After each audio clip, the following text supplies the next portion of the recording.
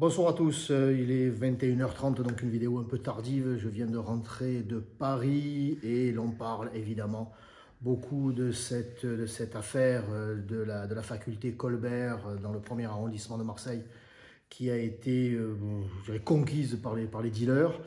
La faculté Colbert donc, qui a fermé ses portes avec un personnel enseignant qui est très inquiet sur la situation de l'insécurité. C'est quand même une sorte d'ironie quand même, hein, cette université, ce monde universitaire qui il y a quelques années criait CRS SS, aujourd'hui CRS au secours. Hein, il est interdit d'interdire et puis aujourd'hui on voudrait que la loi soit appliquée avec la plus grande rigueur. Bon, enfin ça c'est un clin d'œil de l'histoire. Le fait est, c'est que la situation est devenue insupportable pour les étudiants, pour le personnel enseignant, pour le personnel en général et pour les habitants du quartier. Il y a quelques années déjà, j'avais fait une vidéo sur site sur cette halle Puget, l'ancienne halle Puget qui jouxte la faculté, où j'alertais les pouvoirs publics sur la dégradation de la situation avec une insécurité qui se développait. On réglait ses comptes à coups de sabre, et il n'y a rien de sabre japonais dans cette histoire. Donc ça fait plus de 3, 4, 5 ans que j'avais alerté déjà les pouvoirs publics sans que bien sûr je sois écouté. Aujourd'hui c'est le deal qui s'y était installé. La situation de l'immigration anarchique avec des clandestins qui se sont multipliés, et évidemment, n'a pas été prise en compte non plus. Donc j'ai saisi aujourd'hui le ministre de l'Intérieur, Gérald Darmanin, qui a daigné me répondre pour lui faire part de ce scandale, parce que là on est quand même dans une faculté au cœur de Marseille, au cœur, qui est situé entre la gare Saint-Charles, le conseil régional, la mairie de Marseille et le commissariat central de la ville. Voilà, on n'est pas dans les quartiers nord éloignés, dans une cité perdue. Non, non, là on est au cœur de la ville, on manque de rien.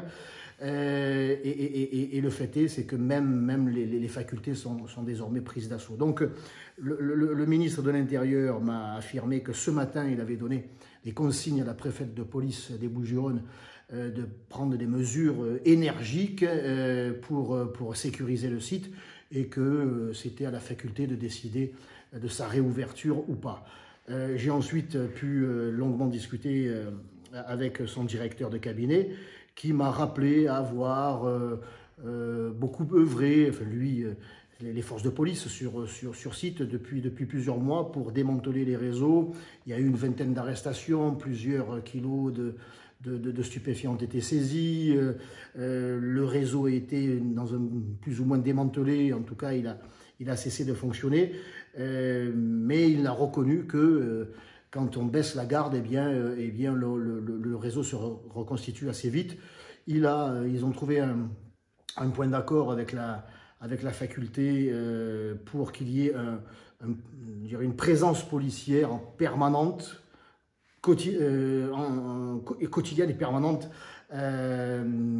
sur site, et reconnaissant qu'il fallait redoubler d'efforts. Donc, j'allais dire une volonté, certes, mais les 20 arrestations dont le directeur de cabinet du ministre de l'Intérieur m'a parlé.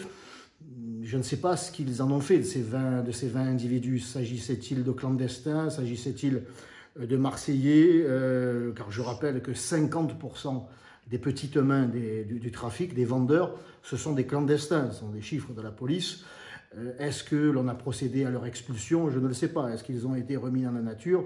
Ça, c'est une information qui ne m'a pas été délivrée. Donc, la réalité, c'est celle-là, c'est que l'on ne m'a pas écouté alors que je tirais la sonnette d'alarme depuis des années, ni sur la violence, ni sur son origine. Et aujourd'hui, évidemment, ce sont des mesures qui sont prises dans la précipitation. Donc moi, j'en appelle aux forces de police.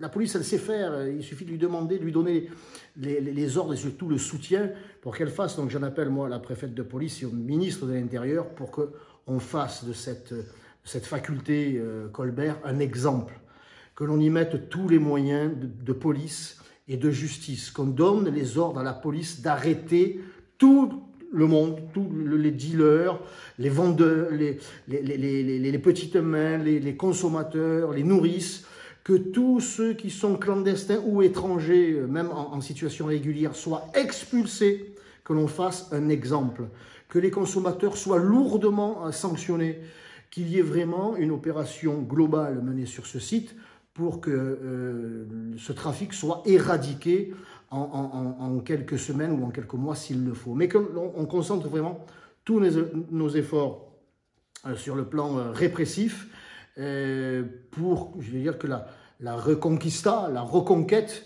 de nos quartiers parte de ce symbole que peut être une faculté. Voilà, je crois qu'on en a l'opportunité, on en a les moyens, puisque ce trafic est très localisé sur une place qui jouxte la faculté. Donc, si on y met vraiment les moyens, ça peut faire de cette faculté un exemple. La faculté, c'est quand même la jeunesse, la transmission du savoir. Voilà, il y a vraiment un symbole fort que l'on doit reconquérir pour qu'enfin on puisse reconquérir Marseille.